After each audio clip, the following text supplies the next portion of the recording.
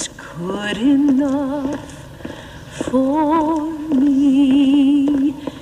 It was good for old Jonah. It was good for old Jonah.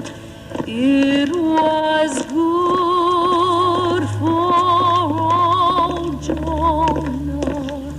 And it's good enough for me. Give me that old-time religion. Give me that old-time religion. Give me that old-time religion. And it's good enough. Good morning, ladies and gentlemen. Good morning. And visitors. For our science lesson today, we shall continue our discussions of Darwin's theory of the descent of man. As I told you yesterday, Darwin's theory tells us that we evolved from a lower order of animals, from the first wriggling protozoa in the sea to the ape and finally to man. Bertram T. Cates? Come on, Sam, you know me all my life. Bertram Cates, you are charged with violation of Public Act 31428, Volume 37, the State Code, which makes it unlawful for any teacher of the public schools to teach any theory that denies the creation of man as taught in the Bible, and to teach instead that man has descended from a lower order of animals. Bertram T. Cates, I hereby place you under arrest. The American martyr was born this morning at precisely 8 a.m. Eastern Standstill Time. His name is Bertram Cates. Where? Heavenly Hillsboro, if you please. And the almanac says the population is 2,164, elevation 702 feet, intellectual quotient 0. We'll become a news capital for the entire uncivilized world. Now, that won't be the sound of crickets, the blockheads of Hillsboro here, but the machine gunnery of telegraph keys beating out the trial of the century. It's Darwin versus Jehovah, and the devil take the hindmost. Now, get me a ticket on the next train out. Everybody just calm down. Listen to this. Monkey shines in Hillsboro. The monkey trial. I'm telling you, the whole world is laughing at us. Look, here's another one. This one's from Chicago. Heavenly Hillsboro. Does it have a hole in its head? Or is its head in a hole? Now, I'm telling you, we've gone too far. Oh, let them laugh. I'm telling you, we are fighting the Lord's battle here. I'd sight rather have some heathen laugh at me than have my sons laugh at my Bible. They mocked the Lord, too, didn't they? And they spat upon him, and he turned to them his other cheek. Look, Reverend, we don't want to smite them back. We just want to make them stop. Tom, you're the prosecuting attorney. Isn't there something we can do? In view of my position, I hardly think it ethical to express my opinion. Well, maybe you ought to go back to law school, then. I mean, what do we care what a bunch of city fellas and foreigners think? You ever had a Frenchman stay in your hotel? And what about you, Joe? When was the last time you sold a pound of grits to some fancy man from New York City? Now, you listen to... Hold on. Friends. As you know, I deal in figures. Counts, checks, balances. My bank operates on a principle of practical reality. And so do I. Are you aware, my friends, that the great universities will consider applicant students from our state ineligible because of this law? Now, I don't know whose idea it was to hang a shingle on Hillsboro spelling horse and buggy, but as for me, I won't invest in antiquity. I want my banks holding credit in New York, Pennsylvania, Illinois. And I may want my son to go to Yale. Now, I believe in, as much as anyone in this room, in a basic fundamentalist interpretation of the Bible. But we can't close our eyes to Wait all a minute. progress. Brady volunteers to prosecute a monkey trial. Matthew Harrison Brady, God's as Sinner's right hand. Matt Brady, looks like I'll be working with him. They'll come pouring out of the hills. Town will fill up like a rain barrel in a flood. It'll be bigger than the state fair. Oh, they're going to need places to sleep. All those people, they got to eat. This will put Hillsboro on the map of this country. We must give thanks unto the Lord. Let us pray. You better start praying, son. Imagine Matthew Harrison Brady coming here. I voted for him for president. Twice. In 1900 and again in '08. I wasn't old enough to vote for him first time he ran, but my pa did. Seen him once at Chautauqua meeting in Chattanooga. When he spoke, the tent pole shook. Who's your lawyer gonna be, son? I don't know yet. Some organization in New York is supposed to be sending somebody. Yeah, he better be loud. Now, who can that be? Bert, you don't mind, do you? Just for the looks of it. Can't tell who it might be. Supposed to be in jail. I better be in jail.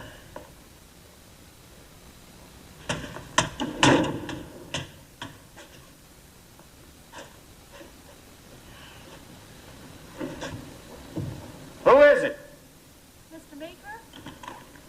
Well, hello, Rachel. Come on in. Got a present for Bert. Mr. Meeker, please don't tell my father I came here. Reverend don't tell me his business. Don't know why I should tell him mine. Is Bert all right? Well, don't know why he shouldn't be. You know, I always figured the safest place in the world is a jail. Long as I've been bailiff here, we never had nothing but drunks, vagrants, a couple chicken thieves. Seems kind of queer to have a school teacher in a jail. Might improve the writing on the walls. You wait here, I'll bring him up. Oh, Bert, tell him you're sorry, that it was all a mistake. Please. Sure. Tell them that if they'd let my body out of jail, I'd lock up my mind. Could you stand that, Rachel? At least we'd be together. It wouldn't be the same. But it would. Rach, remember those long walks on those warm, dark nights along the riverbank? Wondering what the stars were for, or what was on the other side of the moon? There'd be no more of that. We could still have that. No, Rachel. We couldn't. You got another visitor, Bert. So, this is where the fate of learning will be decided for the next 10,000 years. Can it be that both beauty and biology are on our side? Who are you? Hornbeck's the name, E.K. Hornbeck, Baltimore Herald. Oh, yes, I've heard of you. And my typewriter's been singing a sweet, sad song about the Hillsborough heretic B. Cates, modern-day Dreyfus, Romeo with the biology book. And, you must be Juliet. My name is Rachel Brown. You make me sound like a martyr. You could be, but you haven't won your halo yet. That comes after you've been tossed into the arena with the lion. You mean Brady? Bullseye. I don't want Bert to be a martyr. What are you trying to prove anyway? Good question. All I want to do is teach my students that man wasn't stuck here like a geranium in a flower pot. That life comes from a long miracle. It didn't just happen in 7 days. Couldn't have said it better. But it's against the law. A school teacher is a public servant.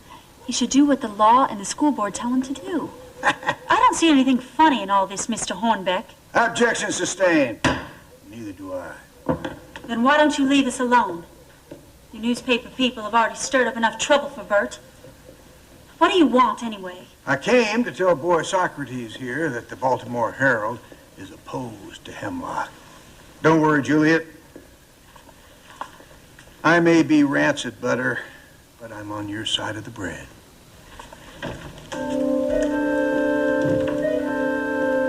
I'm afraid, Bert. I'm afraid, too.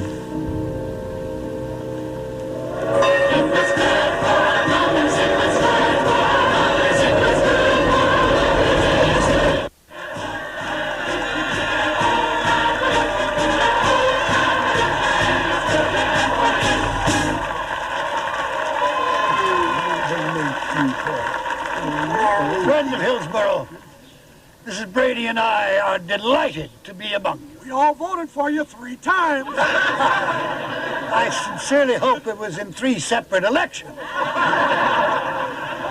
I could only wish for one thing, that you had not given us quite so warm a welcome. Here you are, Mr. Brady. Oh, bless you. No, thank you. Mr. Matthew Harrison Brady. As mayor of Hillsborough, may I say, this municipality is proud to have within its city limits a warrior who has always fought for us ordinary people. Why, the lady folks of this town wouldn't have the vote if it wasn't for you fighting to give them all that suffrage. Mr. President Wilson would never have gotten to the White House and won the war if it wasn't for you supporting him and being his Secretary of State. In conclusion, Fan, mister. Compliments Mason's funeral parlor, just 5 cents. I'd rather die first. A commission as honorary colonel in the state militia. Alrighty, I like the sound of that. Who, may I ask, is the spiritual leader of this community? The Reverend Jeremiah Brown. Oh, how do you do, sir? Would you step right in and stand on my right? My pleasure, sir. Thank you.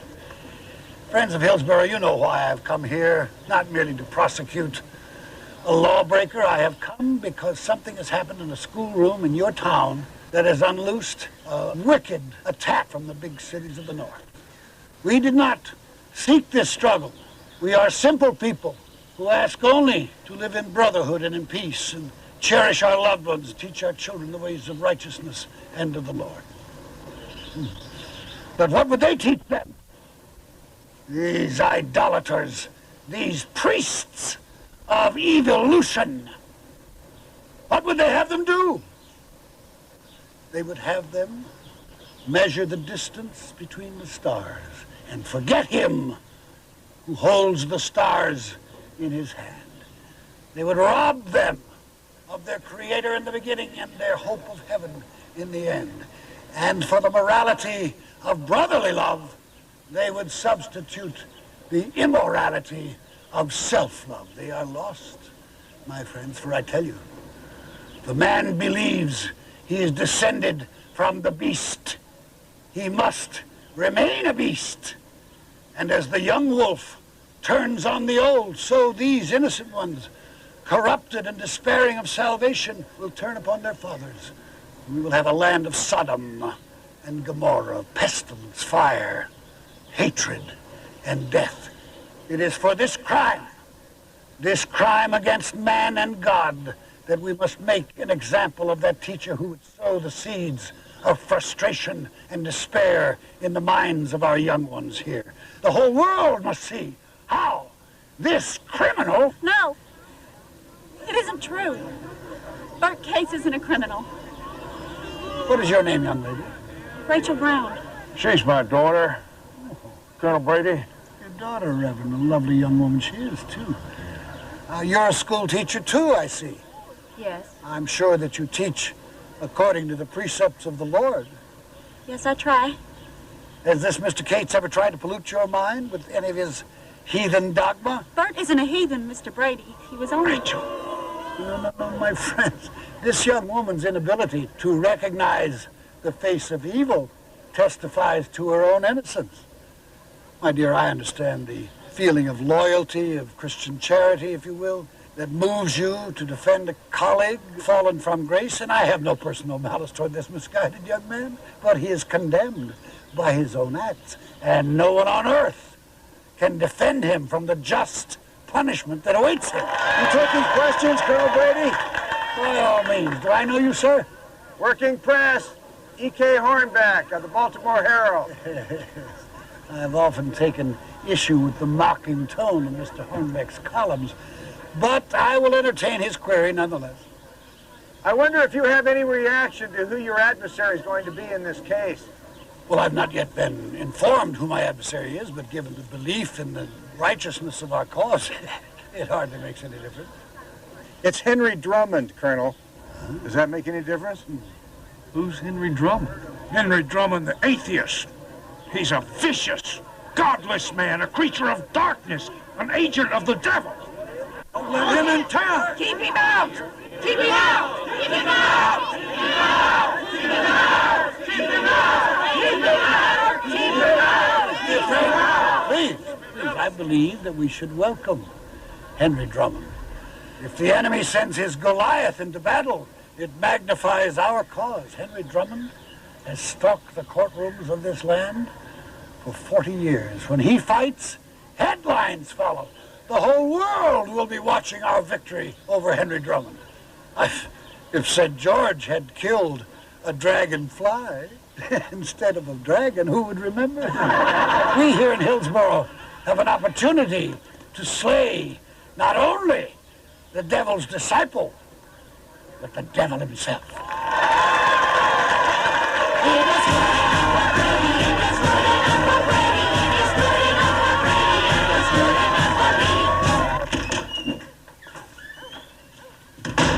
Rachel, I waited supper for you. It's on the table. Peace will come, my daughter. We must thank God the sinner stands naked and exposed. Stop preaching, Paul. You're upset, my darling. I have something to tell you. Let's eat something. We'll No. talk after. Right now. I'm not leaving Bert. I don't understand. You heard what Mr. Brady said. I love him, Paul. I love him. It's the love of Judas. Rachel, this man has nothing to offer you but sin. What's he done? What's he done that's so terrible? Why do you hate him so? Because I love God and I hate his enemies. Bert loves God. Then what's he doing with Henry Drummond? Why is he bringing Henry Drummond down here to spew his atheistic filth into the ears of our people? Rachel, you're a school teacher. You know how easy it is to mold minds for good or twist them for evil. Bert didn't twist any minds. Ah! You are infected with the poison of his agnosticism. Rachel, get down on your knees. Beg for forgiveness. Forgiveness for what? Because you betrayed me. You have betrayed your faith. I haven't betrayed anybody. Oh, I'm glad your mother's not alive to hear this. Paul, listen to me. Well, if she is, watching down from heaven, I ask her to forgive you, to forgive me. Forgive her, Mother. Oh, dear Since God. I was a little girl, forgive me.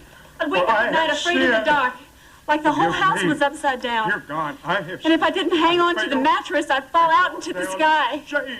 I wanted to run to you, to have you tell me that I was safe. For I have tried to be both Everything mother was and all right, father but it to was our always child. more afraid of you than of And falling. I have failed. It's the I same have way failed. now. I have failed. I have failed. Tell me what to do.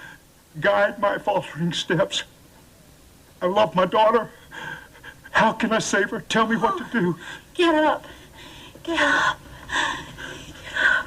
And I shall sprinkle clean water upon you. Get And up. you shall be clean. And a new heart Get up. also will I give you. And a new spirit will I put within you. No.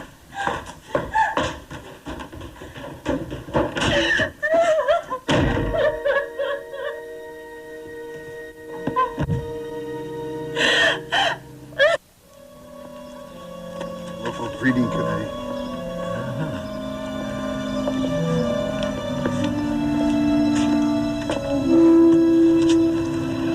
Mr. Drummond, we're members of Mr. Cates' homeroom and biology class.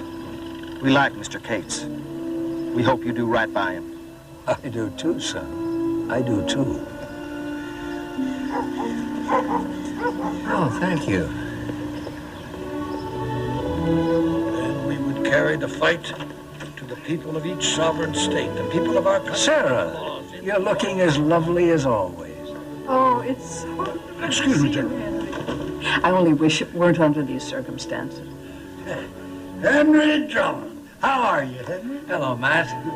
Well, I see that you've already made friends with some of the younger set. Well, youth appeals to me these days.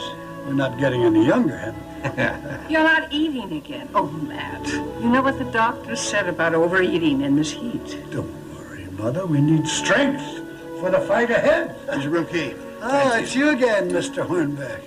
I read your article yesterday. Very biased reporting, I must say. It is a newspaper's duty to comfort the afflicted and afflict the comfortable. See you in court, Counselor. I don't like that fellow. Come on, Henry. Let me introduce you to some of the good people of Hillsborough. This is Mr. Carter, the mayor. Welcome to Hillsborough, Mr. Drummond. Thank you, Mr. Mayor. The prosecuting attorney for this district, Mr. Davenport, will be working together. Mr. Drummond, sir, I want to assure you that while we may not agree with your ideas, we certainly respect your right to voice them. Good boy. Mr. Drummond and I have fought side by side in a good many battles for the rights of the common people of this country. Twice He campaigned for me when I ran for president. Isn't that right, Henry? That's right, Matt. Now, after all these years, we find ourselves on the opposite side of an issue. Well, that's evolution for you. Good afternoon, gentlemen. Thank you. Sarah.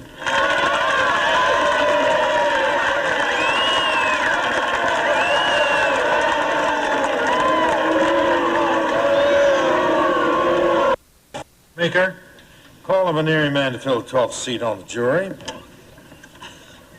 Jesse H. Dunlap. You're next, Jesse. There'll be no more of that picture taking, I warned you. And I will tolerate no disturbance or demonstrations in this courtroom. This is a trial, not a dog and pony show. Stuffing his face with fried chicken and belching platitudes. You reporters, keep your voices down or I'll ban you from the court. I just got the hook. I wonder, before we continue, if the court will entertain a motion on a matter of procedure. Will the learned prosecutor state the motion? It's been called to my attention that the temperature in this room is now 97 degrees Fahrenheit, and it may get hotter. I don't think the dignity of the court will suffer. Should we dispose of a few superfluous outer garments? Does the defense have any objection to Colonel Brady's motion? No, but I just wonder if the dignity of the court can be upheld with these galluses I got on. We'll take that chance, Mr. Drummond. Those who wish to remove their coats may do so. Is the counsel for the defense showing us the latest fashions from the great metropolitan city of Chicago? I'm glad you asked that. You see, I brought these along special. Just so happens I purchased them at the general store in your hometown, Mr. Brady, Weeping Water, Nebraska. Let us proceed with the selection of the final juror. State your name and occupation. Jesse H. Dunlap, Farm and Implements. We sell tractors. Sit down, Jesse. Do you believe in the Bible, Miss Dunlap? I believe in the Holy Word of God and Matthew Harrison Brady. Amen. Well, I believe this man is acceptable to the prosecution. Thank you. Mr. Drummond? No questions not acceptable. Does Mr. Drummond refuse this man a place on the jury simply because he believes in the Bible? If you can find an evolutionist in this town, you can refuse him. I object to the counsel for the defense rejecting a worthy citizen without so much as asking him a question. All right, Mr. Brady, I'll ask him a question.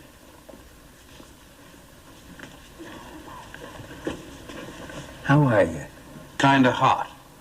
So am I, excused. You're excused from jury duty, Mr. Dunlap. Let me step down. And I object to the note of levity counsel for the defense is introducing into these proceedings. The bench agrees with you in spirit, Colonel Brady. Really? Well, I object to this damn colonel business. Apparently, I'm not aware of the military record of Mr. Brady. Well, he was made honorary colonel in our state militia the day he arrived in Hillsborough. Well, that title automatically prejudices my client's case. It conjures up some image of the prosecutor astride a white horse, decked out in full regalia of a militia colonel with all the forces of right and righteousness amassed behind him. Well, we certainly want to give you a fair hearing in this courtroom. We don't want anything prejudicial to your client. What do you suggest we do, Counselor? Break him. Make him a private. I have no serious objection to the honorary title of Private Brady. Your Honor.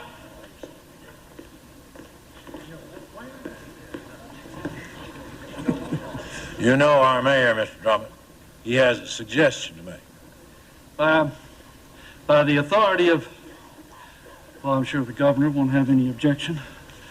I hereby appoint you, Mr. Drummond, a temporary honorary colonel in the state militia. Well, what can I say? It's not every day, sir, that one attains the exalted rank of temporary honorary colonel. Thank you, sir.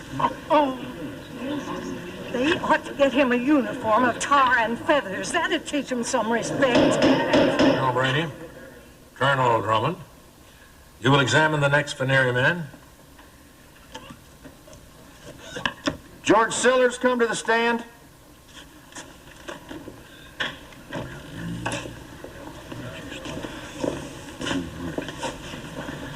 State your name and occupation. George Sillers. I work at the feed store. Be seated, George.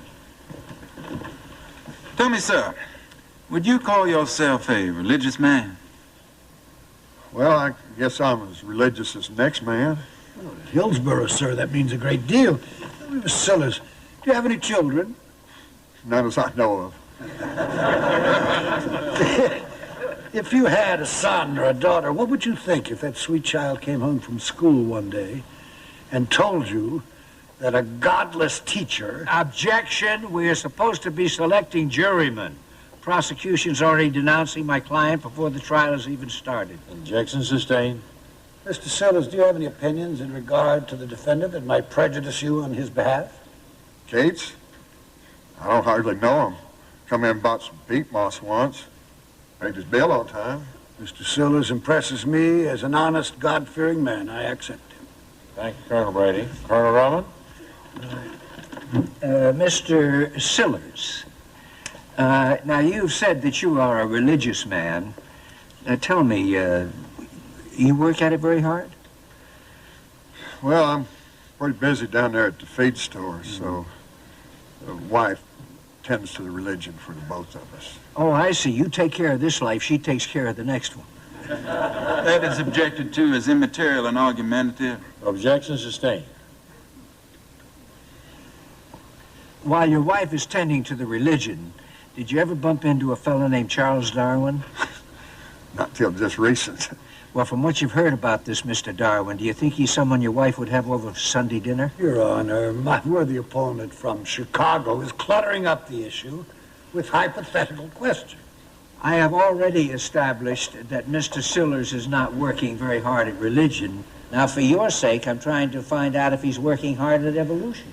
I'm just working at the feed store. Sillers, do you think that you can render an impartial decision in this trial? Out of order. Prosecution's already accepted this man. All I want is a fair trial.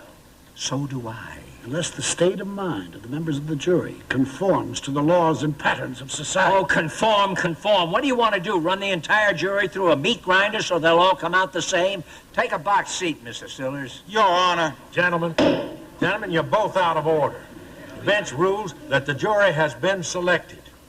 Due to the excessive heat, the court will adjourn until tomorrow morning at 10 o'clock. Reverend Brown, let me read this. One moment. The Reverend Brown has asked me to read this announcement. There will be a prayer meeting tonight in the town square to pray for justice and guidance. All are invited. I object to this commercial announcement. Commercial announcement? Yes, for Reverend Brown's product. Why don't you announce a meeting for evolution? I have no knowledge of such a meeting. Well, that's understandable. Your Honor, it's bad enough that everybody coming into this courtroom has to walk in under a banner that says, "Read your Bible." I want that banner taken down, or else another one put up that's just as big and with letters just as big that says, "Read your Darwin." That's preposterous. It certainly is. Order, gentlemen. Friends, order. Now, we want the learned counsel from the North to receive every fairness and consideration in this trial. We must not forget that he is our guest. Guess hell, I'm a lawyer in a courtroom. Well, then behave like a lawyer. You're both out of order. Stop using this courtroom as a sounding board for your obscene ideas, dirtying the minds of our young people here. You're both out of order. Court stands My adjourned. conduct as a lawyer is not in question in this courtroom, least of all by you. Well, your language is. Look, I don't swear just for the hell of it. Language is a poor enough form of communication. We need every damn word that we've got. And there's damn few of those words that everybody understands. Fix you, Bert Cates. All right, folks, that's about enough. All right, folks, let's clear the courtroom now. Everybody go home. Just remember the Baltimore Herald is with you. Right up to the lynching. Bert, you've got to call the whole thing off. Now. Right now. Excuse me, who are you, young lady? This is Rachel Brown. We're engaged. Reverend Brown's daughter. Don't you see what's happening? They're using you as a weapon against your own people. What you think or believe isn't the point anymore. You're helping something bad. It's not quite that simple, young lady. You know, good or bad, black or white, night or day. Did you know at the top of the world that the twilight is 6 months long? Bert and I don't live on top of the world. We live in Hillsboro. And when the sun goes down, it's dark. And why do you have to come here and make it different? I didn't come here to make Hillsboro different. I came here to fight for his right to be different. That's the point. Now, what do you say, boy? I don't know what the point is anymore. I tried to teach their kids. I tried to open the minds of their kids.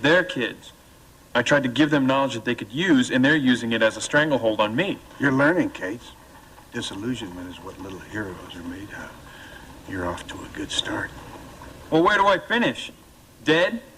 With a paper medal on my chest? Bert Cates, world's biggest chump? He died fighting? Let's face it, to him, I'm a headline. And to you, I'm a cause. And to yourself. You chose to get into this, not for his headline or for my cause, maybe not even for their kids. Every saint is self-employed. You did it for yourself because you found something to believe in. I didn't believe that it would happen this way. These people look at me as if I were a murderer. Well, you are, in a way. You tear down one of their little fairy tales, they'll come down on you with the wrath of God, Brady, and the state legislature every damn time. Anyway, it's up to you, Cates. I can change your plea. We'll just forget about the whole business. On one condition. You tell me you really think the law is right and you are wrong. I'll pack my grip and go back to Chicago where it's a cool 100 in the shade. Bert, I've gone to my father's church every Sunday for as long as I can remember. This is where I live. This is where my children will be born. But what kind of life could we have if I give up now? Your father's kind? Hallelujah in ignorance, here we come? I can't live that way. Sorry, Bert. I gotta take you back now.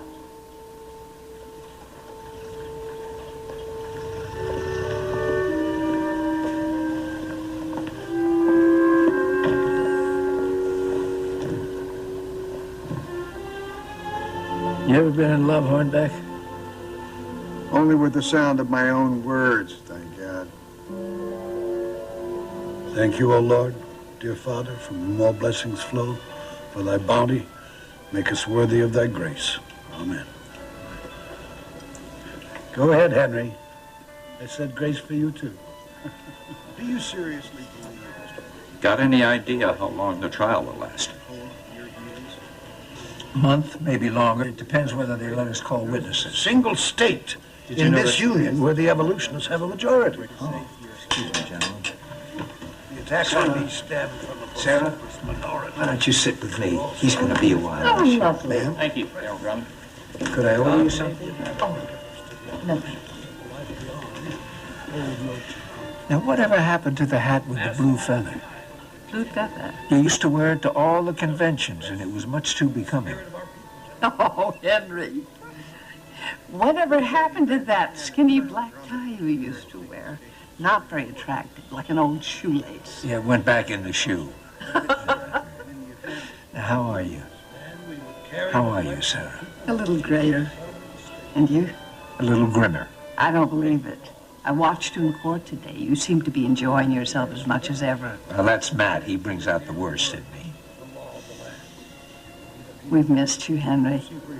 You don't make many good friends in this lifetime. I never dreamed our ideas could separate us. I have been to their cities, the altars upon which they sacrifice the futures of their children to the gods of science. And what are their rewards? He still has a loud voice. Confusion, self-destruction, new ways to kill each other in wars. I tell you, the way of scientism is the way of darkness. He still has something to say. You know, looking back, I don't think that Matt would have made a great president, but I would have voted for him for king if I knew I was going to get you as queen. And what would you be? Your Majesty's loyal opposition. That'll be all for this evening, gentlemen. I have some more questions. Henry, you must understand there's nothing personal in all of this. Of course, Sarah. It's almost time, dear. Henry, I do hope that you'll attend Reverend Brown's prayer meeting. It may bring you some enlightenment. Yes, Henry, do come along. The air will do you good. Hearken to the word. The word tells us the world was created in 6 days, in 5 days. He created the earth and the stars and the continents and the seas and all the creatures therein, the beasts and the fishes. Hallelujah! On the morning of the 6th day, the Lord rose and his eye was dark and a scowl lay across his face. Why? Why was the Lord troubled? He looked about him, did the Lord, and all his handiwork bowed down before him, and he said, "It is not good. It is not finished. I shall make me a man." And the Lord made man. Whatever happened to silent prayer?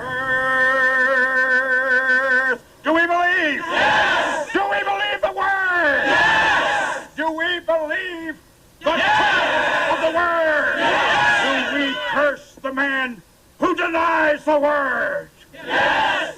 Do we call down hell fire on the man who has sins against the word? Yes! Let him feel the terror of thy sword for all eternity. Let his soul writhe in anguish and damnation. Get away! Lord, we call down the same curse on those who would ask grace for this sinner. Though they be blood of my blood, flesh of my flesh. Reverend Brown!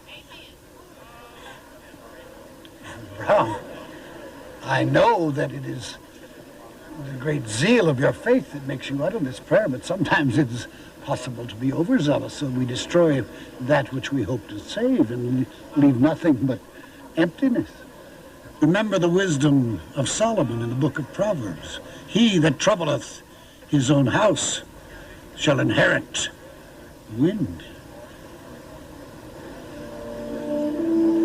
The Bible also tells us that God forgives his children, and we as God's children should forgive each other.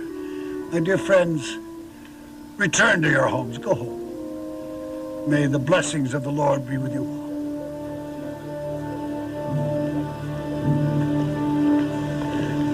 If I have sinned, I am punished.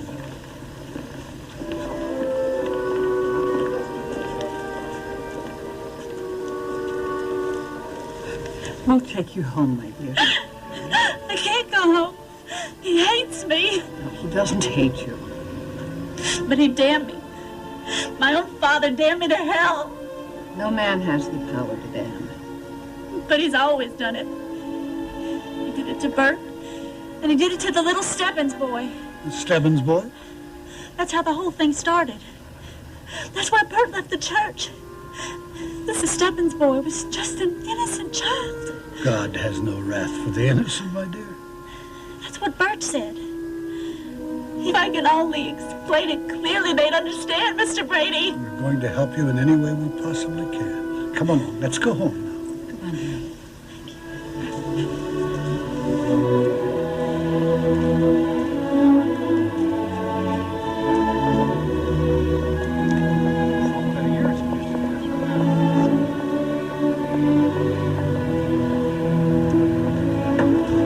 Hello, Henry. Sarah, I'll be right up, dear. All right. Good night. Good night, Sarah. You're up late. Yeah, too hot to sleep. No use kidding ourselves, Henry. We are not the men we used to be. Well, from the size of that meal I saw you eat tonight, I think you haven't changed in 40 years. That's funny. Two people can start from the same place and just drift apart. I think it's the life process. There used to be a mutuality of understanding and admiration between us, Henry. Tell me, my old friend, why have you moved so far away from me? Well, all emotion is relative, Matt. Maybe it's you who have moved away by standing still. If progress means abandoning God, abandoning the faith of our fathers. I saw an example of that faith tonight. It's a pretty deadly instrument, if you ask me. What you saw was a reflection of the violence and hatred in the world around them, Henry. Your world. But they were driven to it because their faith was challenged.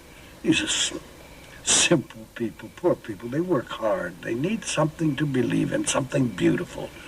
They're seeking something more perfect than what they have. Window shopping for heaven. Why do you want to take it away from them, Henry? It's all they have. It's like a golden chalice of hope. Like my golden dancer. Your what? Golden dancer. She was in the big side window of the general store in Wakeman, Ohio. I used to stand in the street and look in and say, if I could just have the golden dancer, I'd have everything in this world that I want. The golden dancer, man. I was 7 years old. I was a very good judge of rocking horses. Big red mane, blue eyes, gold all over with purple spots. Oh, boy. And when the sun hit her stirrups, she was a dazzling sight to see. But she was a week's wages to my father, so there was always a plate glass window between me and the golden dancer, you know, until one morning, it couldn't have been Christmas, must have been my birthday. Anyway, I woke up, and there, at the foot of my bed, was the golden dancer. My mother had skimped on the groceries. My father had worked nights for a month. Well, I jumped into the saddle and I started to rock, and it broke in two. Wood was rotten. The thing was put together with spit and sealing wax. All shine and no substance.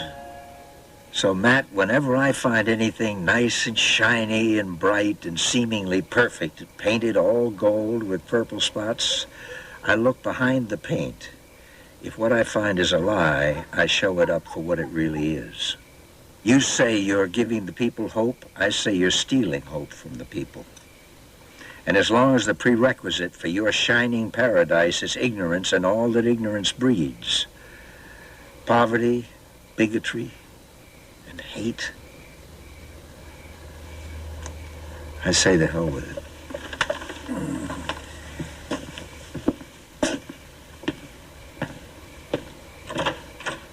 Now, Howard, tell them what else Mr. Cates said to you in the classroom.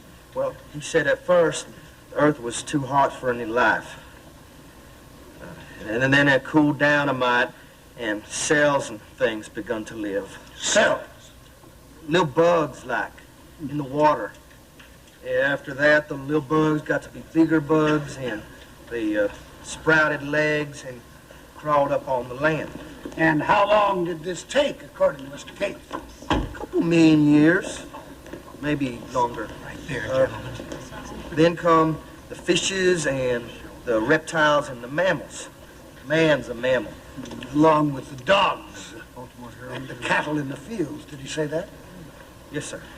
Now, Howard, how did man come out of this slimy mess of bugs and serpents, according to your professor?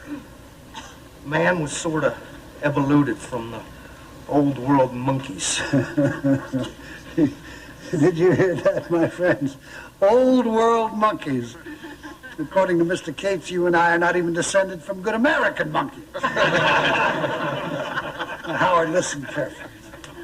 All this talk of bugs and evolution of slime and ooze, did Mr. Cates ever make any reference to God? Not as I remember. And the miracle he achieved in 7 days as described in the beautiful book of Genesis? No, sir. Ladies and gentlemen, Objection. I ask that the court please advise the learned counsel that this is not a Chautauqua tent. He is supposed to be submitting evidence to a jury. And there are no ladies on the jury. Your Honor, I have no intention of making a speech. There is no need. I'm sure that everyone on the jury, everyone within the sound of this boy's voice, has been moved by his tragic confusion. He has been taught that he wriggled up like an animal out of the filth and the muck below. I tell you, these Bible haters, these evolutionists, are brewers of poison. And the legislature of this sovereign state has had the wisdom to demand that the peddlers of poison, be it in bottles or in books, clearly label the product they attempt to sell. If this law is not upheld, this boy will find himself one of a generation shorn of its faith by the teachings of godless science. But if the full penalty of the law is meted out to Bertram Cates, the faithful all over the world who are watching us and listening to our every word will rise up and call this courtroom blessed.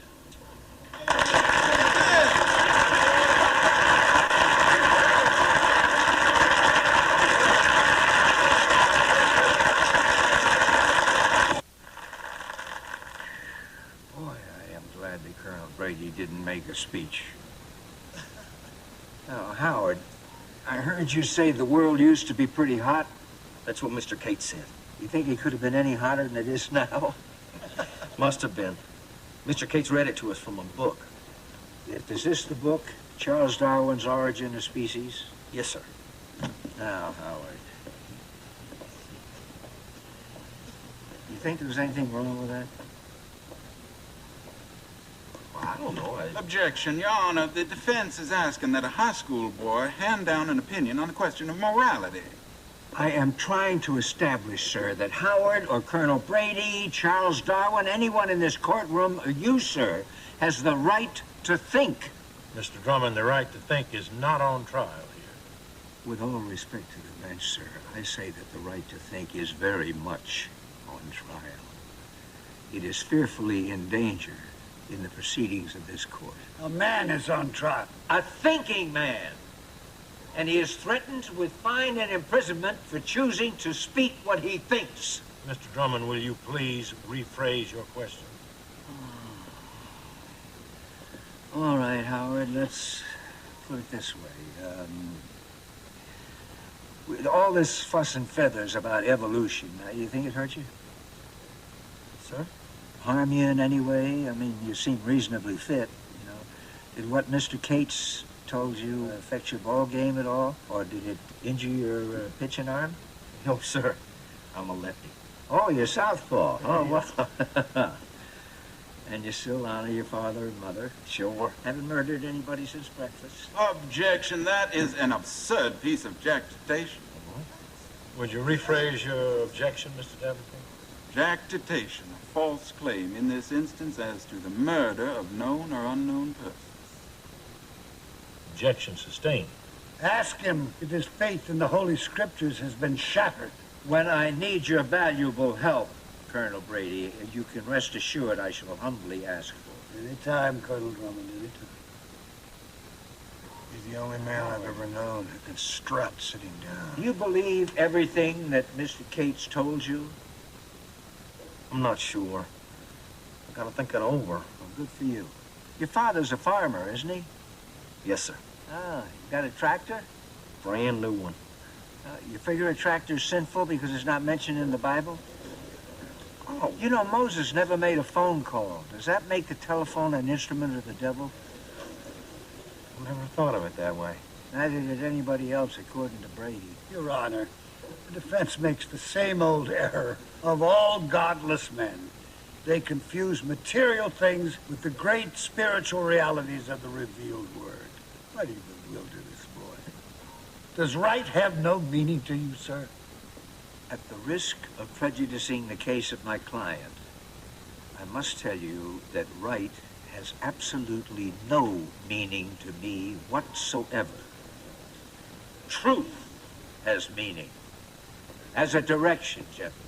But one of the peculiar imbecilities of our time is the grid of morality we have placed on human behavior, so that every act of man must be measured against an arbitrary latitude of right and the longitude of wrong, in exact minutes, seconds, and degrees. You understand what I'm talking about, Howard? No, sir. Well, maybe someday you will. Your excuse, son. This boy may not understand, but I do. I've seen what you can do to a jury, twisting and tangling them. No one's forgotten the Endicott publishing case, where you made the jury believe that the obscenity was in their own minds. It was immoral what you did to that jury. Tricking them. Judgment of confusion. You think you can get away with that here? I'm not trying to get away with anything, Counselor. All I want to do is prevent the clock stoppers from dumping a lot of medieval garbage into the United States Constitution. This is not a federal court. Well, damn it, you got to stop him somewhere. Your Honor, it's obvious what he's trying to do. He's trying to make us forget the lawbreaker and put the law on trial. Well, we have the answer for you, sir, in our next witness. Will you please call Miss Rachel Brown to the stand? You know about this? Miss Rachel Brown? Will Miss Rachel Brown come to the witness stand?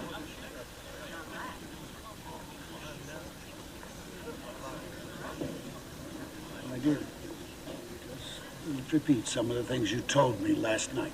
Rachel, what did you tell him? Take it easy.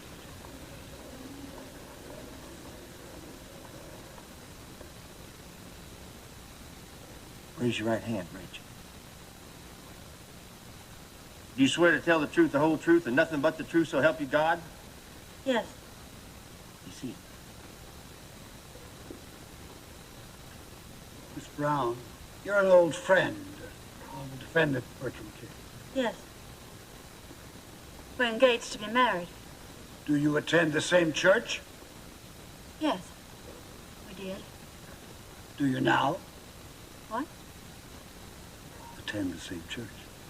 No. Did Mr. Cates leave the church? No, not really. Not the spirit of it. But the body of it, correct? Mr. Cates left the church that you and he once attended together. Yes. Why? Because of what happened to the Stebbins boy. Stebbins boy. Will you tell us about that, please? It was 2 summers ago. The little Stebbins boy was just 13 years old. He was one of Bert's students. He used to come over to look through Bert's microscope. Bert said he had a quick mind and he might even be a scientist when he grew up. Yes. One day he went swimming in the river with the other boys. He got a cramp and drowned. Go on. At the funeral, Paul preached that Tommy didn't die in a state of grace because his father wouldn't allow him to be baptized. Why don't you tell them what your father really said? That Tommy's soul was damned, writhing in hellfire. Religion is supposed to comfort him, isn't it? It's not supposed to frighten him to death. You will have order, please. Don't you see? He felt it wasn't fair that a child could not go to heaven. It wasn't God he abandoned. It was only the church. Well, it is true, then, that because of what happened to the Stebbins boy, Bertram Cates left the church. You've said nothing wrong. We're merely beginning to get some insight into the experiences that sometimes can lead a young man astray. I object. Whether or not my client went astray is a matter of interpretation. Strike it from the record. Objection sustained. The jury is directed to disregard the remarks of counsel. Miss Brown, will you tell the jury some more of Mr. Cates's opinions on the subject of religion? Objection. Objection. Hearsay testimony is not admissible. The court has no objection to this line of questioning. Proceed, Colonel Brady. Just repeat in your own words some of the conversations you've had with the defendant. Rachel, you can't. Order. The things that I said to you are questions. Questions that you asked your own heart. If you say those things out loud, he'll make them sound like answers. Order. Crucify me. You won't hurt him, Rachel. This is for his good. Speak up. Mr. Brady, please, I confided in you. Rachel, we are here to serve the truth.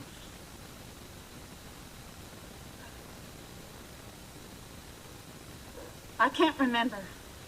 May I remind you, Miss Brown, that you're testifying under oath, and it's unlawful to withhold pertinent information. Just tell the court your innermost feelings. When Bertram Cates said to you, God did not create man, man created God. Bert didn't say that. Please, he was just bitter because of the Stebbins boy.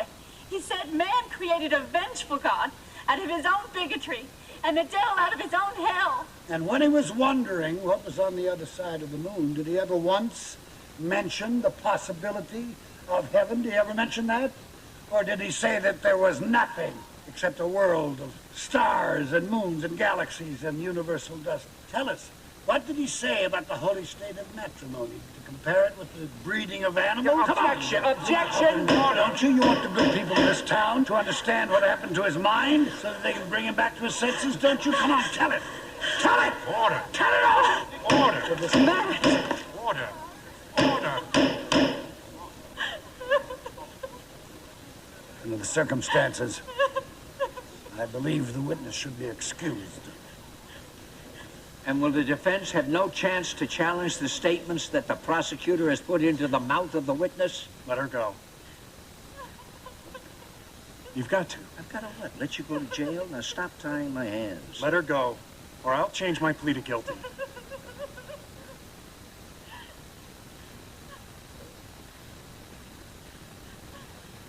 No questions. For the time being, the witness is excused. Does the prosecution wish to call any further witnesses? Not at the present time, Your Honor. The prosecution rests. We shall proceed with the case for the defense. Colonel Drummond? Yes, the defense wishes to call Dr. Amos D. Keller, head of the Department of Zoology at the University of Chicago. Objection. On what grounds? I fail to see what relevance the testimony of a zoology professor could have in this trial. It has every relevance. My client's on trial for teaching evolution. Any testimony related to the alleged infringement of the law must be admitted. Irrelevant, immaterial, inadmissible. Why? If Bertram Cates were accused of murder, would it be irrelevant to call for expert witnesses to examine the weapon? Your Honor, the defense wishes to place Dr. Keller on the stand so that he may explain to the gentlemen of the jury just exactly what the evolutionary theory is. They don't need to have it explained. The people of this state have made it very clear that they do not want this zoological hogwash slobbered all over the schoolrooms, and I refuse to allow these agnostic scientists to use this courtroom as a platform from which they can shout their heresies into the headlines. Colonel Drummond, the court rules that zoology is irrelevant.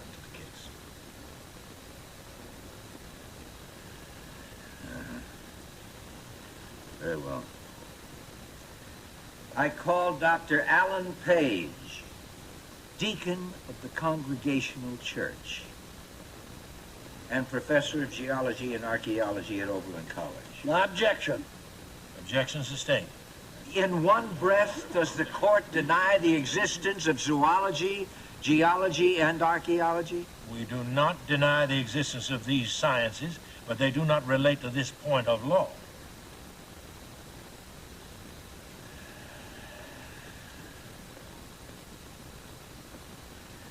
I call Walter Aronson, philosopher, anthropologist, author, and one of the most brilliant minds in the world today.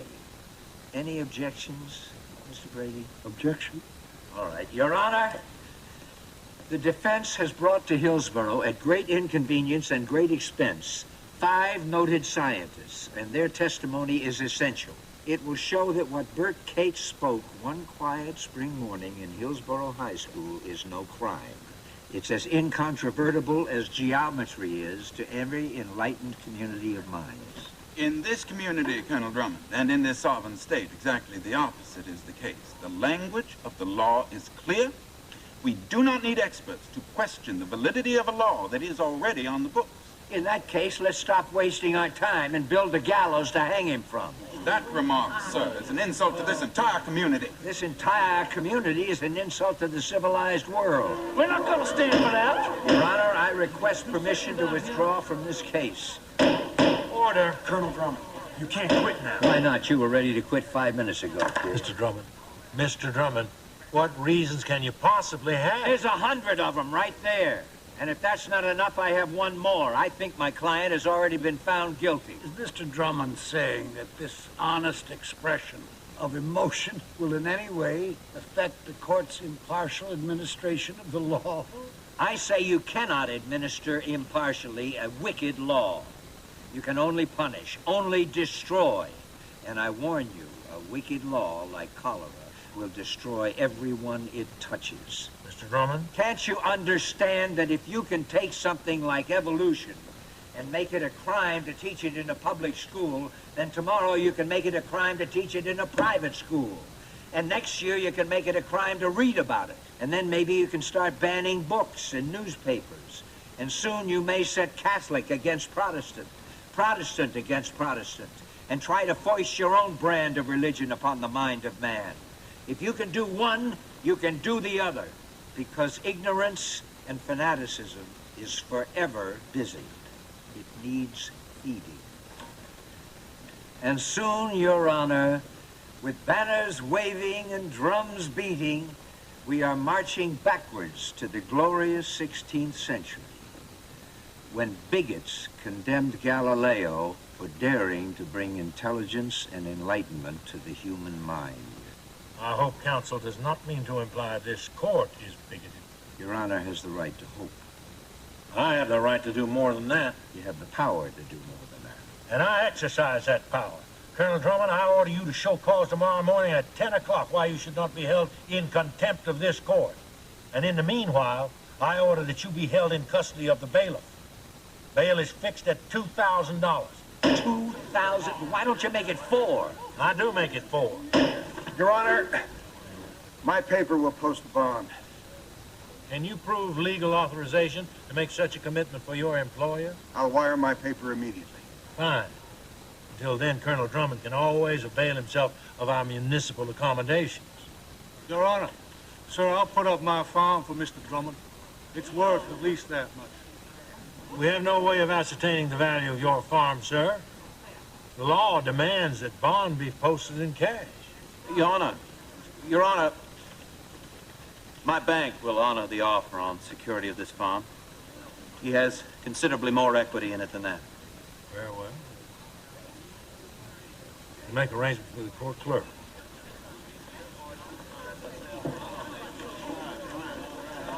Excuse me. Who are you? My name is John Stebbins. Court is adjourned, and we'll reconvene tomorrow morning at 10 a.m. There'll be a hot time in the old town tonight.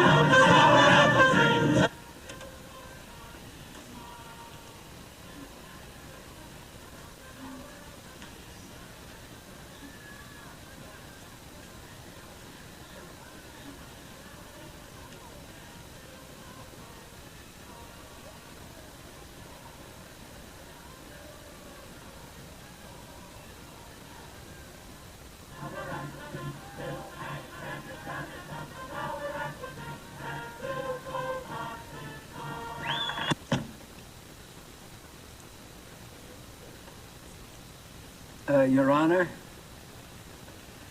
I feel I owe you an apology, sir. Whatever remarks that were made that led to the contempt citation, I regret. I know Your Honor was trying to be fair. I apologize for those remarks that were made in the heat of the moment. My friends, and Colonel Drummond, the man that I believe came into the world to save mankind from sin, taught that to forgive is godly. I believe in his principles. I accept Colonel Drummond's apology, and I withdraw the contempt citation. Oh, thank you, Your Honor. Your Honor, I should also like to add, in the spirit of forgiveness, I have no animosity toward the learned counsel from Chicago. He has been known to ride hobby horses before. Perhaps he will return to his home having learned a lesson, and we here commend him to learn in his heart the words of he who said, If you thirst, come unto me, and I will give you life. Perhaps there is much to learn from the learned counsel for the prosecution. Your Honor, there is one other remark I made yesterday that I would like to withdraw. If the court pleases, I would like to withdraw my withdrawal and continue as counsel for Bertram Cates. I see no reason why Colonel Drummond should not be permitted to continue as counsel for the defense. Proceed, Colonel Drummond.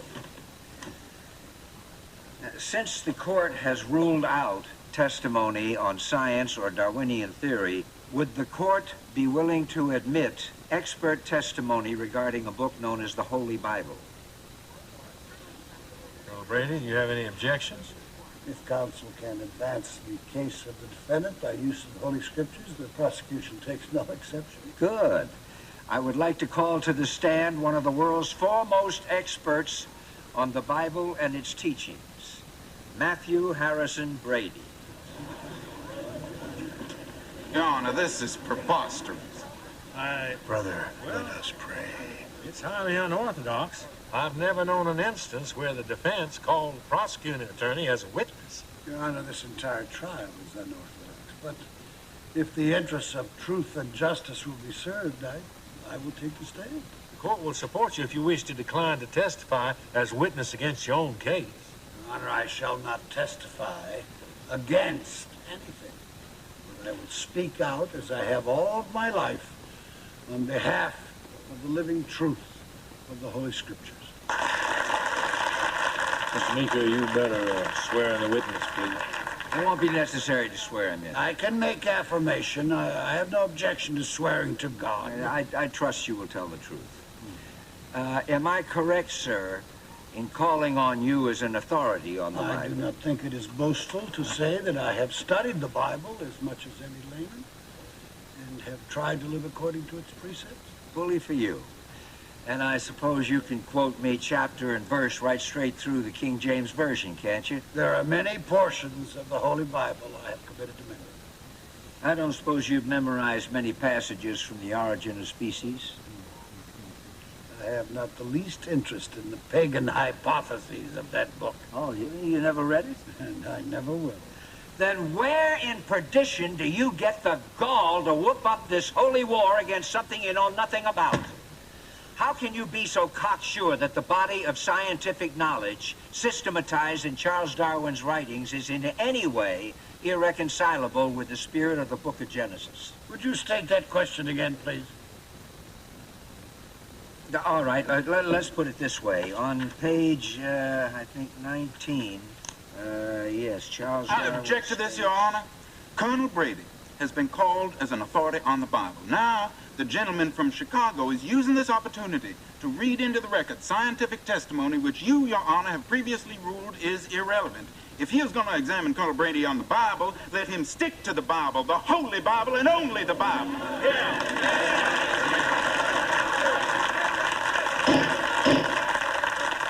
You will confine your questions to the Bible. Oh, I forget it.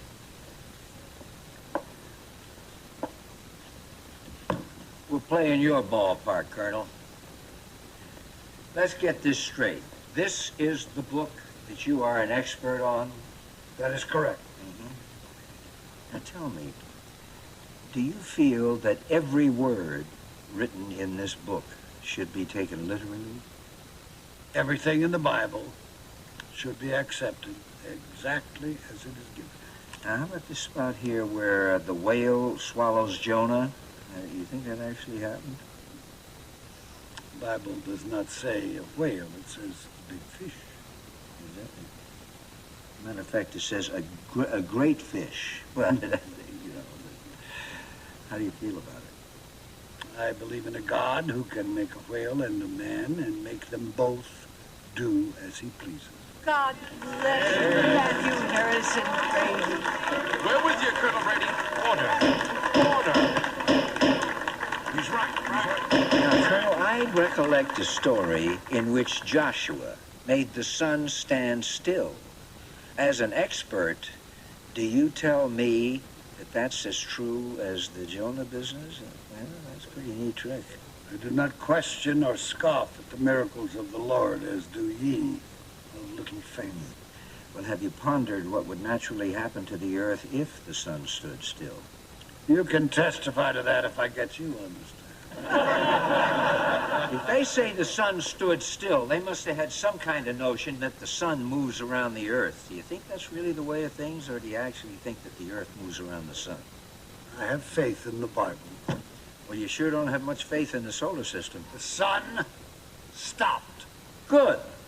Because if what you say actually happened, if Joshua stopped that sun in the sky, then the earth stopped spinning on its axis, the continents toppled all over one another, mountains flew into space, the earth shriveled to a cinder and crashed into the sun.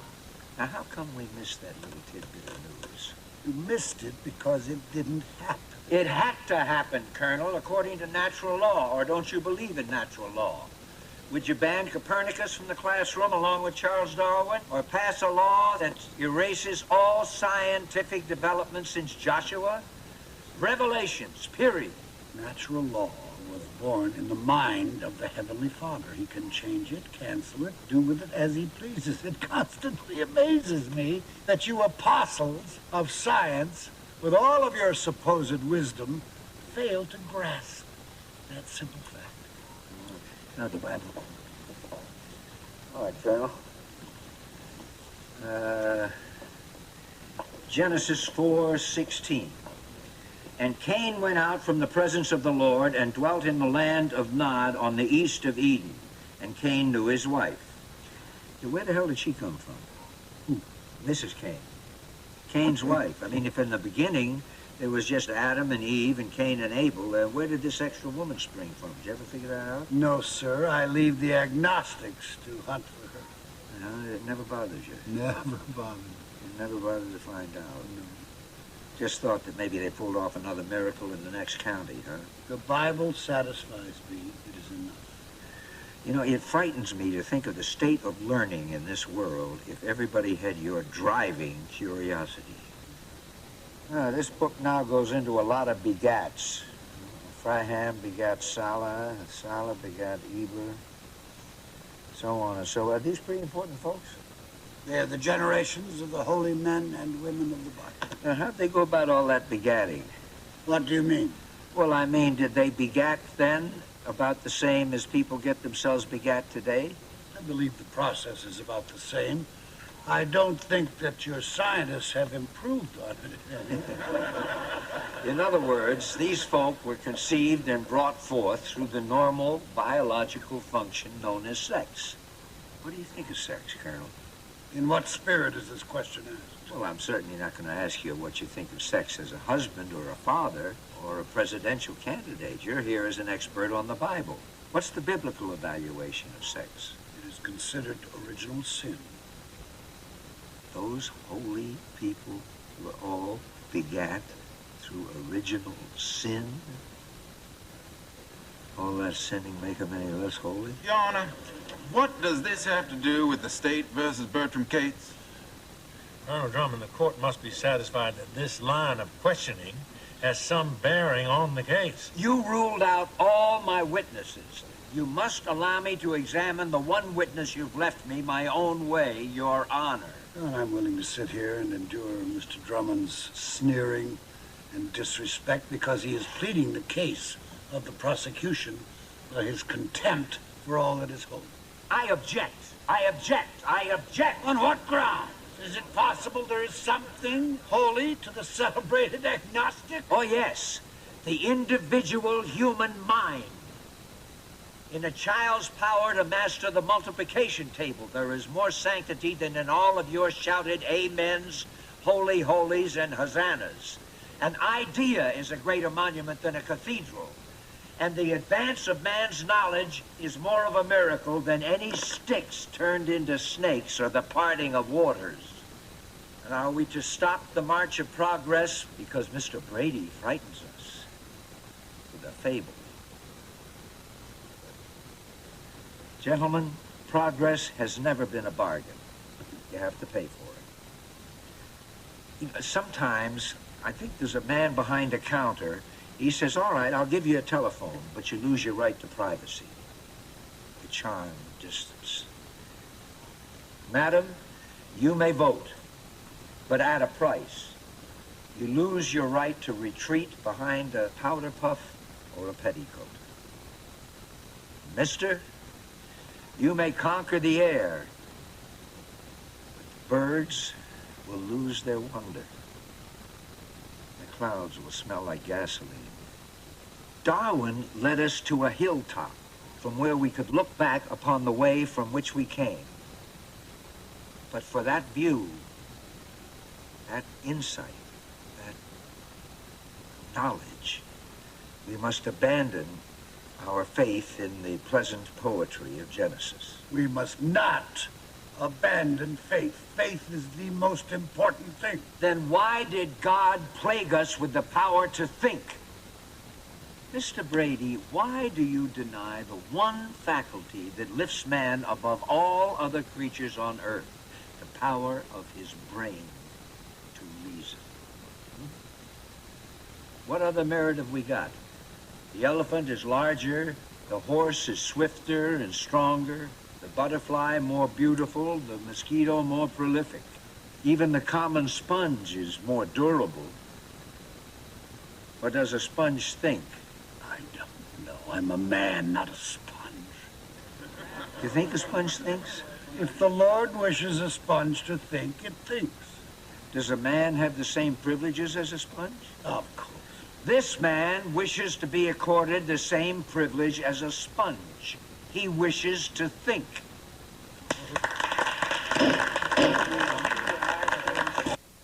But your client is wrong. He is deluded. He has lost his way. It is sad that we are not all gifted with your positive knowledge of right and wrong, Mr. Brady.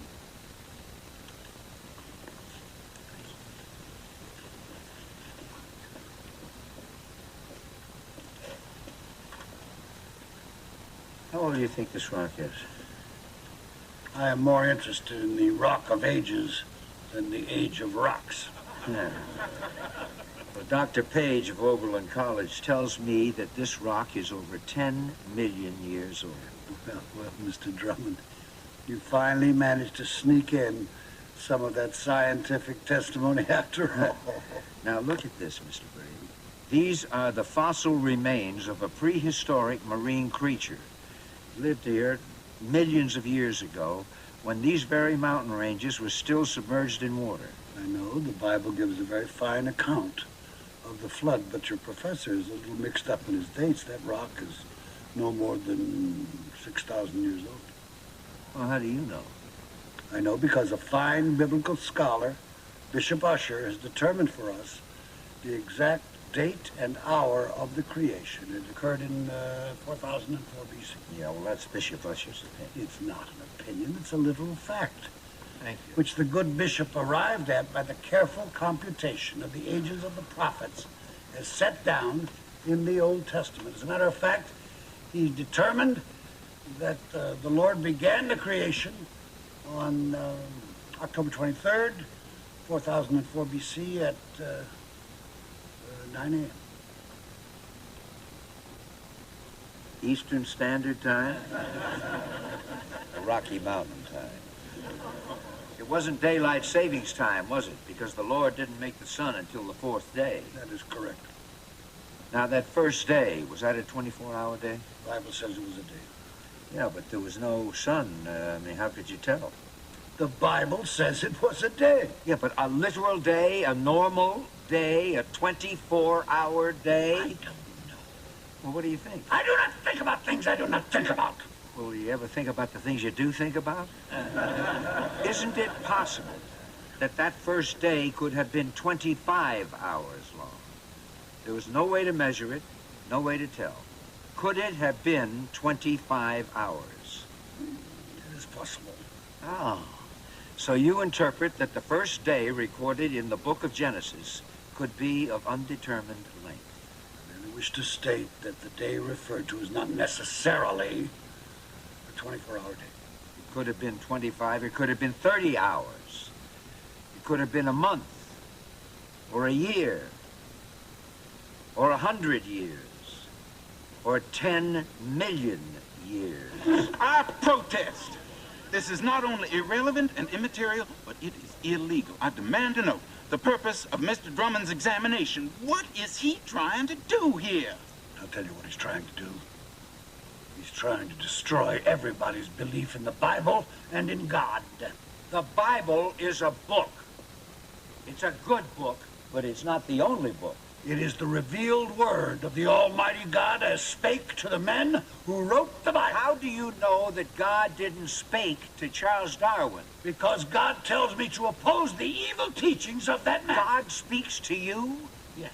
He tells you what's right and wrong? Yes. And you act accordingly? Yes. Then you, Matthew Harrison Brady, through oratory, legislation, or whatever, pass along the word of God to the rest of the world. Well, meet the prophet from Nebraska. Please. Is this really the way of things? That God tells you what is good, and to be against Brady is to be against God? No, every man is a free agent. Then what is Bertram Cates doing in a Hillsborough jail? Order!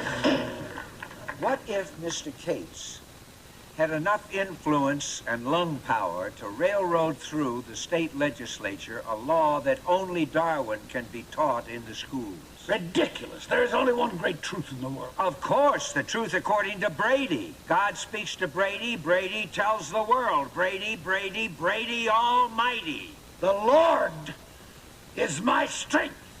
What if a lesser human being, a Cates or a Darwin, were to have the audacity to think that God might whisper to them that an un-Brady thought might be holy? Must a man go to jail because he's at odds with the self-appointed prophet? Let's extend the testaments. We'll have a book of Brady. We'll slip you in neatly between Numbers and Deuteronomy, huh? My friend, Your Honor, ladies and gentlemen. The witness is excused. You know what I stand for, what I believe in. I believe in the truth of the book of Genesis. Your Honor, this completes Exodus, the Leviticus, testimony. Numbers, Deuteronomy, Joshua, Judges, Ruth. The witness is First excused. Samuel, 2 Samuel, 1 Kings, You are excused, Colonel 2 Brady. Kings, Isaiah, Jeremiah, Lamentations, Ezekiel. Court is adjourned until tomorrow morning at 10 o'clock.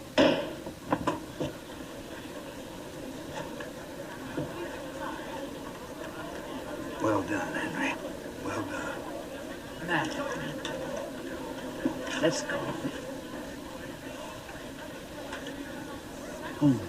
Back to the hotel.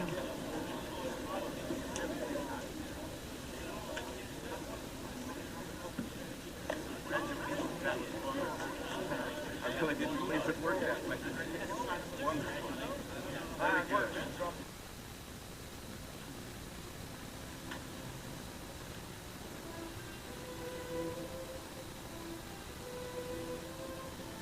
You were always a good man. That's what I loved most in you. Even from the very beginning. People said you made mistakes, wrong decisions. You could have been president 3 times over. Sarah. I never doubted you because your decisions were always honest and unselfish. You never compromised your principles just to win. Sarah, a victory here would be a monument to God that would last 1,000 years. Matt, they turned away from you this afternoon. Didn't understand. They have to understand.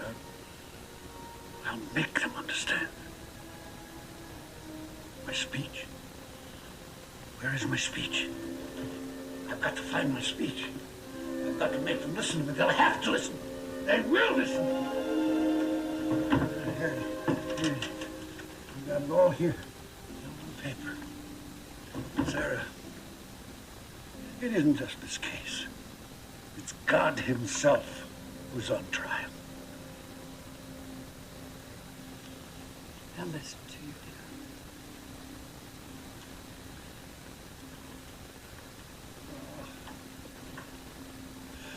Mother, they laughed at me.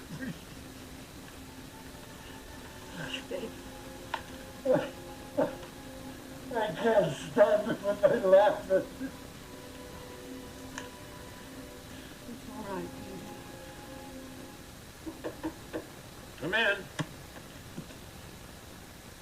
Oh, Mr. Mayor.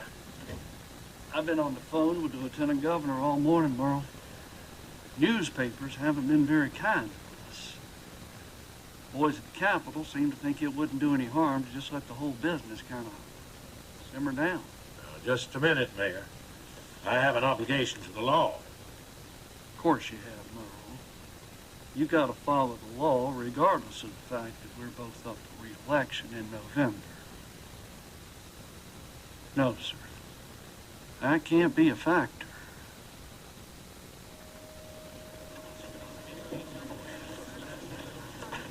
Well, welcome back to our side. Hello, hello. Testing, testing. 1, 2, 3, 4. Testing, testing. 1, 2, 3, 4. Hello, hello. Hello. What is that? An enunciator. Oh, you're going to broadcast? Oh, we have a direct wire to WGN in Chicago. Whole country's going to hear this. When the jury gets back in, we'll announce the verdict. My God, you're really going to knock some walls down. Radio. You're not supposed to say God on the radio. Well, why the hell not? Not supposed to say hell either. Well, this is going to be a barren source of amusement.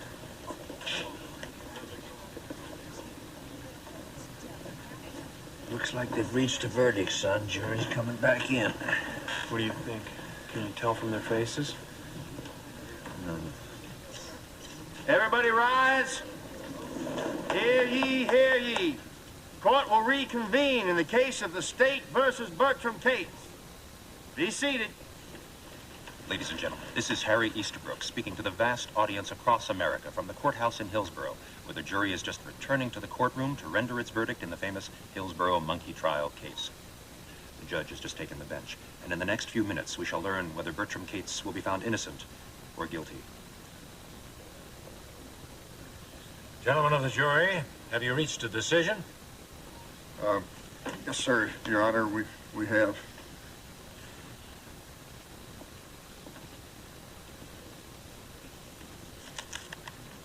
The jury's decision is unanimous. Bertram Cates is found guilty as charged. Quiet, please. Order. This court is still in session.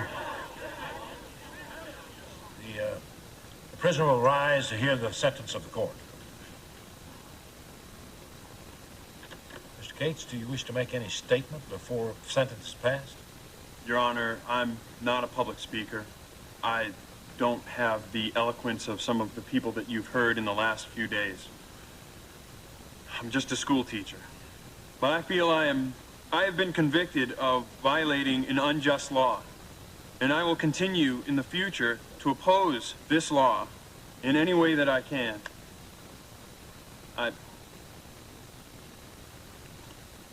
Bertram Cates, you have been found guilty of violating Public Act Volume 37, Statute Number 31427, as charged. This violation is punishable by fine and/or imprisonment. But since there's been no previous violation of this statute, there's no precedent to guide the bench in passing sentence. The court deems it proper to sentence Bertram Cates to pay a fine of $100.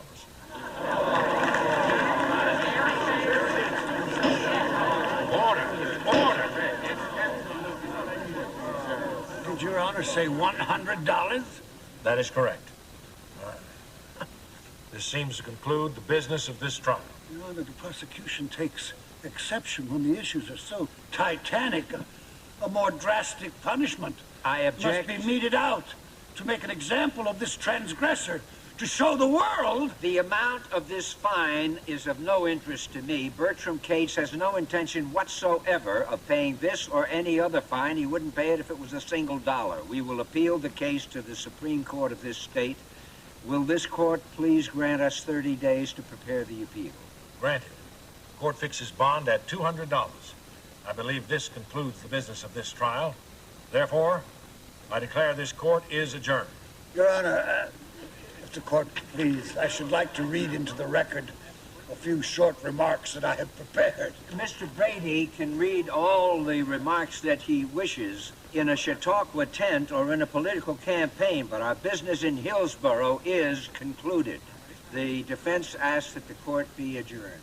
I have a few remarks. We are all anxious to hear them, sir. But Colonel Drummond's point of procedure is well taken. I'm sure that everyone here will wish to remain after court is adjourned to hear your address. I hereby declare this court is adjourned, sine die. My friends. Lemonade! Get your nice Dear cold friends, lemonade! your attention, please. Friends, fellow citizens, friends of the unseen audience. That's disconnected, sir. It's not on. From the hallowed hills of sacred Sinai, from the days of remote antiquity, came the law which has been our bulwark and our shield. It's all over with the Age shouting. upon age, men have looked to the law as they would to the mountains whence cometh our strength. Here in this courtroom, we have been vindicated. We have been vindicated.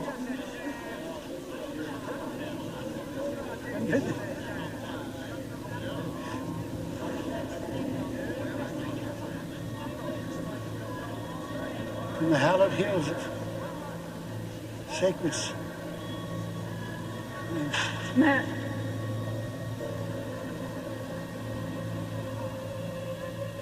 Mr. Chief Justice, citizens of these United States, in my terms in the White House, I pledge to carry out my programs for the betterment of the common people of this country. As your new president, I say what I have said all of my life. Oh, Matt. Matt. Dear God in heaven. Matt. Matt. Mr. Drummond. Huh? I don't understand. Did we win or lose? You won. But the jury The found jury? What jury? That 12 men.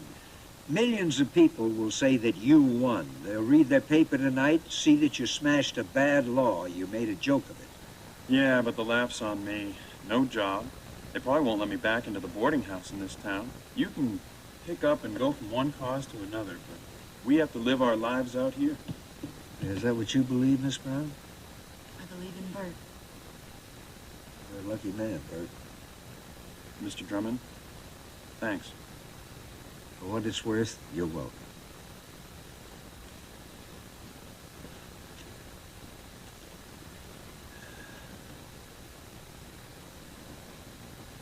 He loves she loves he.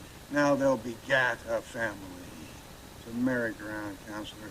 The life cycle of the gnat, the louse, and the maggot, and the human. What did he die of, did they say? He died of a busted belly. There's much greatness in that man. Can I quote you in the obituary? You can write any damn thing you please. How do you write an obituary for a man who's been dead 30 years? What did he say to Reverend Brown? It fits. He delivered his own obituary. Where'd you put it? Huh? Here it is. His book. Proverbs, wasn't it? He that troubleth his own house shall inherit the wind, and the fool shall be servant to the wise in heart. Well, Colonel Drummond, we're growing an odd crop of agnostics this year. You know, I'm really getting damn sick and tired of you, Hornbeck. Why? Because you never pushed a noun against a verb except to blow something up. That's a typical lawyer's trick. Accusing the accuser. What am I accused of? Contempt of conscience. Sentimentality in the first degree. Because I won't erase an entire lifetime? No, because you know what I thought of him, and I know what you thought, so let's leave the lamentations to the illiterate. What is this? Be kind to bigots weep? Why should we weep for him? Because he's dead? He cried enough for himself. The national tear duct from Weeping Water, Nebraska. He flooded the nation like a one-man Mississippi. You know what he was. A Bible-beating bunco artist. A giant once lived in that body, but he got lost. Because Matt Brady was looking for his God too high up, too far away. Why, you hypocrite. You fraud. The atheist who believes in God. You're just as religious as he was. Don't you understand the meaning of what happened here today? Oh, what happened here today has no meaning. You have no meaning. Your whole life has no meaning. You're like a ghost pointing an empty sleeve and smirking at everything that people feel and need and struggle for. I pity you. Oh, you pity me. Isn't there something that touches you, warms you? Every man has a dream. What do you dream about? What do you need? You don't need anything, do you? Love? An idea, maybe, just to hold on to? You poor slob, you have nothing, you believe in nothing. You're alone.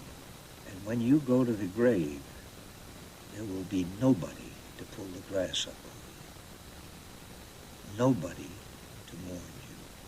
Nobody to give one damn. You will be what you've always been. Alone.